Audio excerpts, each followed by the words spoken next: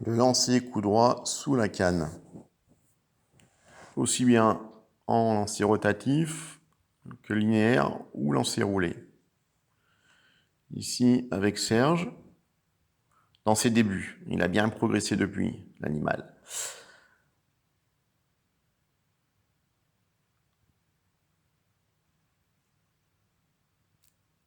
Le lancer sous la canne.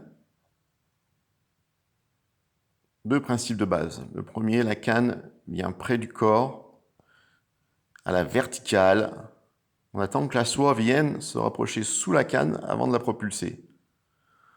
Lorsqu'on la propulse, elle reste sous la canne par une accélération du bras qui va d'arrière en avant. En fin d'avancée de bras, le shoot est exercé comme si on séchait les poils d'un pinceau, de manière très vive et sèche. Voilà, on sèche les poils du pinceau. Et cela ne fonctionne que si le bras vient bien le long du corps, canne droite, et on propulse à l'avant par une avancée du bras, en prenant le soin de garder la soie sous la canne, ce qui permet de poser courbe. Deux grands avantages là-dedans. Le poser courbe toujours, qui permet une dérive longue et discrète sans dragage, mais aussi un deuxième avantage.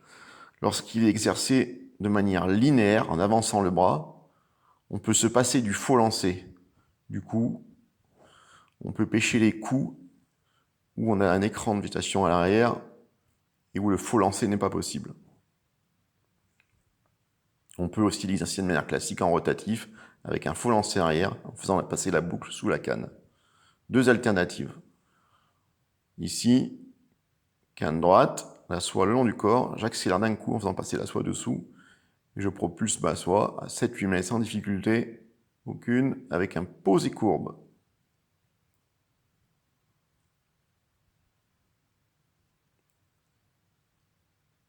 Sur l'essai de Serge, ça fonctionne un peu moins bien, simplement parce qu'il ne recule pas le bras assez loin, en fait.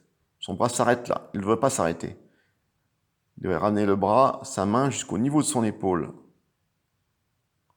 Partir canne à l'horizontale, le bras le long du corps, la canne le long du corps, pour pouvoir avoir une grande amplitude de geste. Voilà, c'est ce qui ne fonctionne pas en fait. Voilà, là la canne est près du corps et on avance avec le bras. Un simple coup de poignet à courte distance suffit pour exercer le geste. Voilà. Là on est en classique, en petit coup de poignet sous la canne.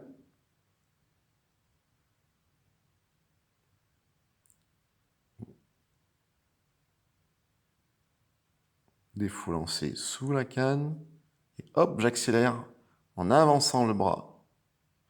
Cette avancée du bras est indispensable pour déployer la boucle, en accélérant à chaque fois. On redécompose. La soie reste devant la canne, jamais à l'arrière. Et passe dessous par accélération le bras, avance et pointe du doigt quasiment l'endroit où je posais la mouche. La canne recule bien et j'avance. Je stoppe en faux lancer. Je recule et je propulse. Avancée du bras.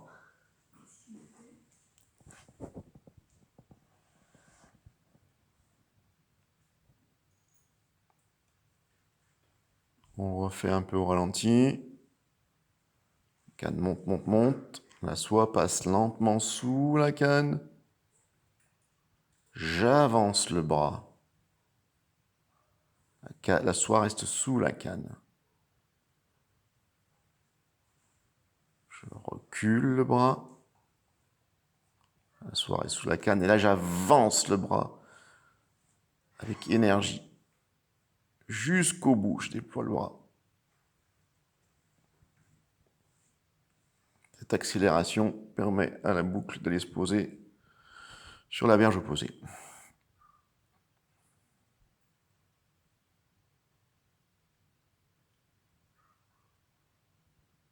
2 éléments clés. Le bras qui revient bien en arrière et ensuite qui se déploie par une accélération. J'accélère en avançant le bras. J'accélère en déployant le bras. Toujours sur un plan horizontal. Ici, pas de lancer rotatif, pas de midi 10 heures qui viendrait plaquer la soie sur l'eau à l'accélération. On est d'arrière en avant et pas de bas en haut ou de haut en bas. C'est toute la différence. J'avance le bras. On n'est plus dans le rotatif, mais dans un linéaire, un mouvement linéaire en tiroir, comme si on sciait du bois. Schlack. Sans forcer, sans effort. J'avance le bras et j'emmène ma boucle.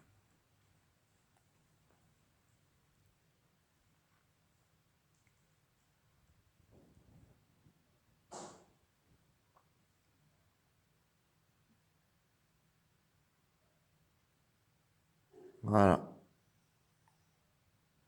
Sur cette image, on a vu la boucle partir derrière l'épaule de Serge, passer dessous et finir en face.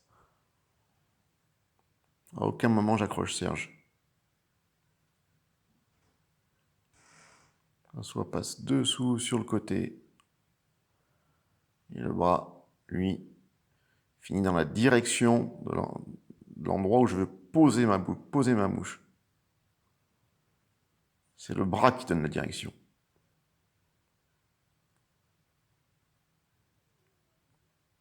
Voilà. On dirait que je tiens une scie, que je scie du bois.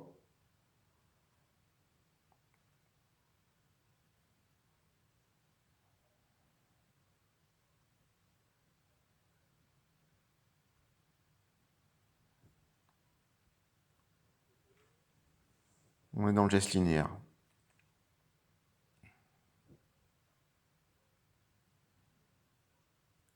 Je déplie le bras.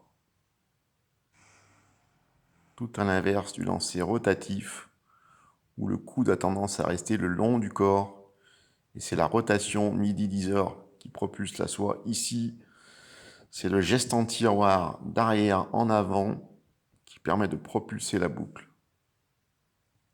Au départ, il y a un geste d'avant en arrière qui doit être complet, contrairement à ce que fait Serge, où le geste n'est pas complet, le bras ne revient pas le long du corps. Donc le retour est incomplet, on n'a pas la vitesse suffisante pour propulser la boucle. Voilà, le geste est trop court ici. Le bras ne recule pas assez. La canne devrait monter là, elle ne monte pas. Il y a toute la différence. Ça demande un peu d'entraînement. Mais ça en vaut la chandelle. Ça fait prendre du poisson et c'est agréable de varier les coups. D'autant que, comme je répète, ce coup permet de pêcher sans faux lancer arrière. Alors qu'ici, Serge repart en lancer courbe avec une soie qui va les fouetter à l'arrière. Lorsque c'est dégagé, ça ne pose pas de problème. Mais si on a un écran végétal derrière, le geste du lancer courbe classique n'est pas possible. Il ne reste que le lancer roulé. Lancer sous la canne, enroulé ou en coup droit, est une alternative.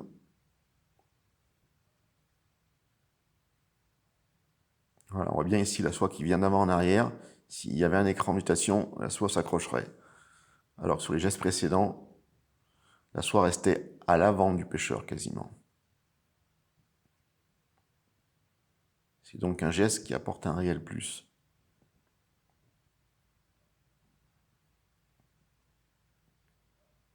On est presque bon. Ici, Serge a plus reculé le bras.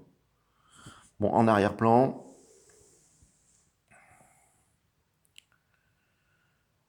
on voit bien la soie sous ma canne qui passe dessous pour aller sur la berge opposée, donc courant avec une longue dérive. Ici, sur un autre plan de dos, pas de lancer rotatif ici, on pêche à courte distance, on est plutôt sur... Pas de lancer linéaire, pardon, on est sur du rotatif. Le bras bouge peu, mais simplement d'un simple geste, la soie passe sous la canne. Et on a le posé courbe. Pas besoin de déplier le bras. On pêche à courte distance. Hop, sous la canne. Systématiquement sur Chezest, le posé est courbe.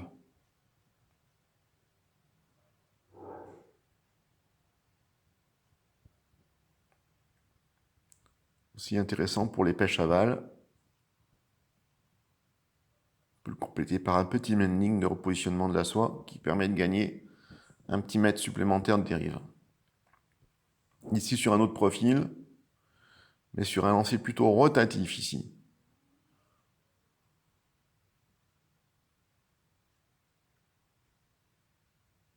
On a de la soie, on a de la place à l'arrière, pardon. On peut se repositionner en lancer plutôt rotatif, mais toujours avec une soie qui passe sous la canne.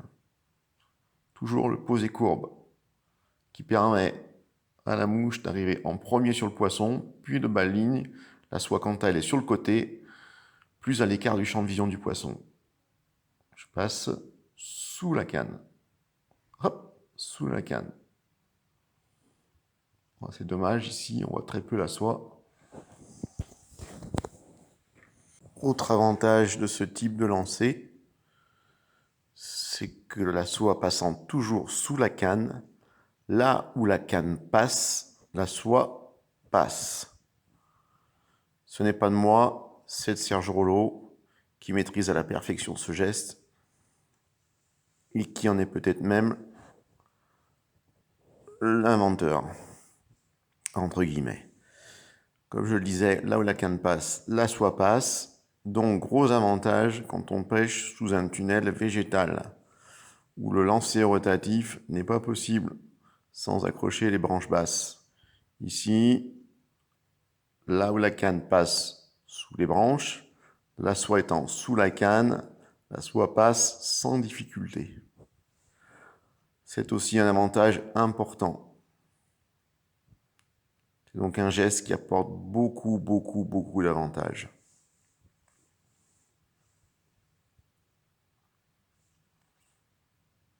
On revoit ralenti. La canne passe au-dessus de la soie reste toujours dessous. Imaginons des branches au-dessus de la canne, il n'y a pas de souci. On aurait fait un lancer classique, midi 10h, on finissait dans les branches, direct. Enfin, un point important, sur ce type de lancer, la propulsion de la soie se fait sur un plan, horizontal.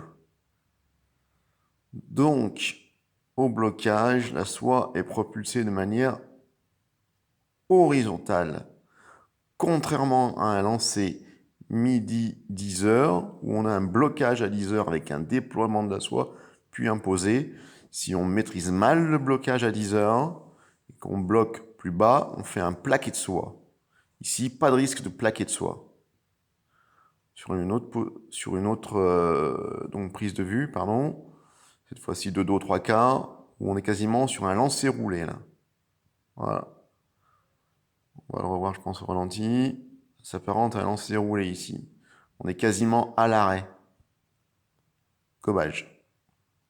On la revoit au ralenti. On est quasiment à l'arrêt. La soie est là, à l'arrêt, sous la canne. Je déploie le bras et j'accélère. On peut aisément poser sa mouche à 10 voire 15 mètres en posée courbe sur une simple accélération du bras. Il est important de bien maîtriser l'avancée du bras en tiroir et à la fin d'avancée du bras de shooter en séchant ce fameux pinceau. S'il n'y a pas ce shoot, cette accélération en fin de mouvement, le posé est incomplet. Et enfin ici, parce qu'il faut comme bien montrer une prise de vue avec un poisson, on est là sur un mouvement qui va d'arrière en avant, assez classique, mais la soie reste sous la canne avec une canne très rapide, qui travaille peu.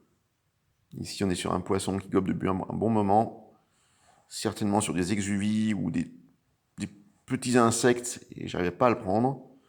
À force de changer de mouche sur un petit oreille de lièvre, j'ai fait un posé courbe sous la canne, une dérive lente, gobage, poisson. Voilà, en moins une vidéo qu'un poisson cette fois-ci. Et voilà.